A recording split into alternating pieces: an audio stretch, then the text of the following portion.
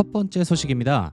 지난번 아이폰 최대 조립 공장인 장저우시의 폭스콘 공장에서 중국 정부의 제로 코로나 정책으로 인해 공장을 폐쇄, 공장 내부의 직원들을 가두고 적절한 통제 및 음식을 지원하지 않아 내부에서 많은 감염자가 생기고 식사를 제대로 하지 못한 직원들이 단체로 공장을 탈출.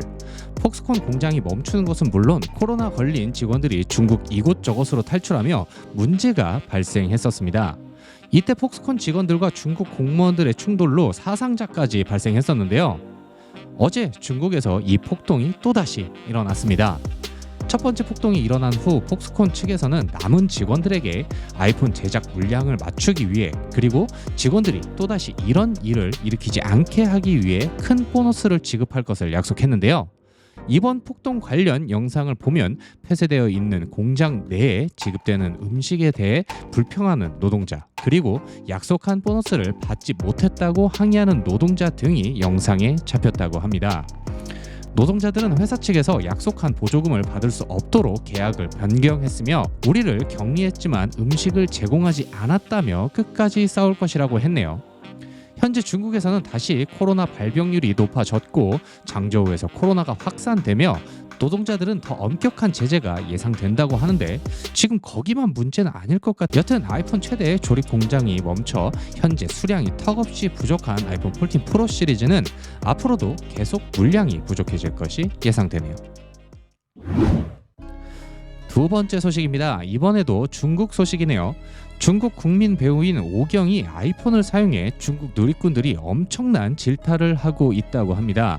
이 배우는 지난 중국에서 열린 금개장 시상식에 참여해서 자신의 스마트폰으로 무대에 오른 유덕화를 촬영하는 장면이 포착되었는데 이때 사용한 스마트폰이 아이폰이었습니다. 이 오경이라는 배우는 중국 영화에서 나라와 인류를 지키는 정의로운 주인공 역할을 연달아 맡으며 애국 이미지를 기반으로 국민 배우로 떠오른 인물이라고 하네요.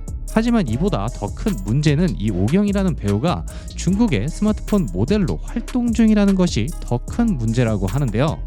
중국의 누리꾼들은 애국 장사 금지, 위약금 물어야 하는 것 아니냐라며 질타를 하고 있습니다.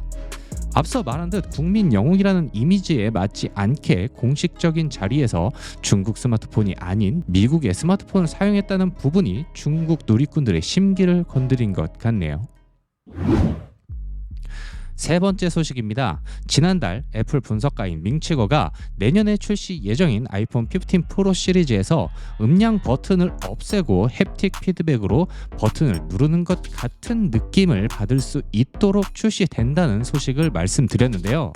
쉽게 말해서 홈 버튼이 있는 아이폰에서 사용된 그 홈 버튼, 혹은 트랙패드에 사용되는 그 버튼을 말씀드리는 건데요. 실제로 눌리지는 않지만 햅틱 엔진으로 사용자로 하여금 눌리는 것처럼 느끼게 해주는 것이죠.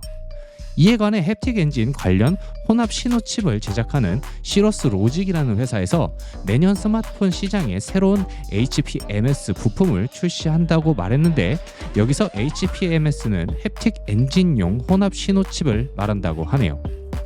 아직 이 HPMS가 정확히 애플의 햅틱 엔진에 사용될지는 언급이 없긴 하지만 내년에 아이폰의 제일 큰 변화는 버튼의 제거로 잠재적으로 햅틱 엔진에 탑재될 확률이 높다고 평가하고 있습니다.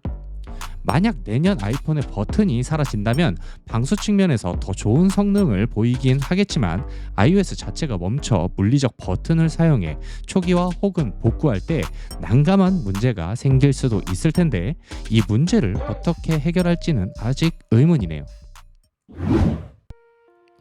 마지막 소식입니다. 애플이 내년에 아이폰에 사용되는 메모리 칩셋을 전량 삼성의 칩셋을 사용할 것이라는 소식입니다.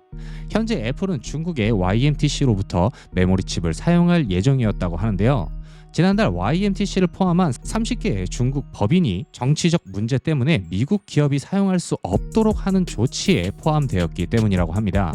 미국의 현 정부는 중국의 수출 규제 조치를 내려 중국의 공급 차단의 일환으로 이 같은 일이 벌어진 것 같은데요.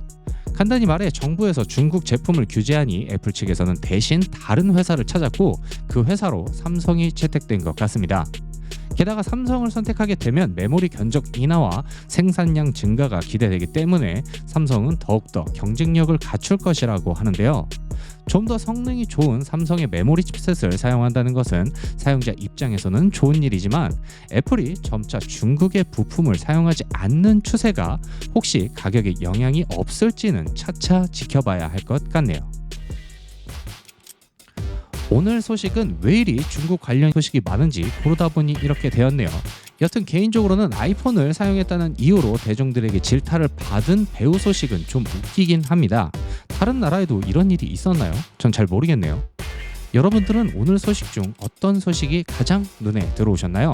여러분들의 의견을 댓글로 공유해 주시고 오늘 영상 재밌으셨다면 저희 채널 구독 그리고 이 영상에 좋아요 한 번씩 눌러주세요. 그럼 오늘은 여기까지 하도록 하겠습니다. 감사합니다. 대시였습니다.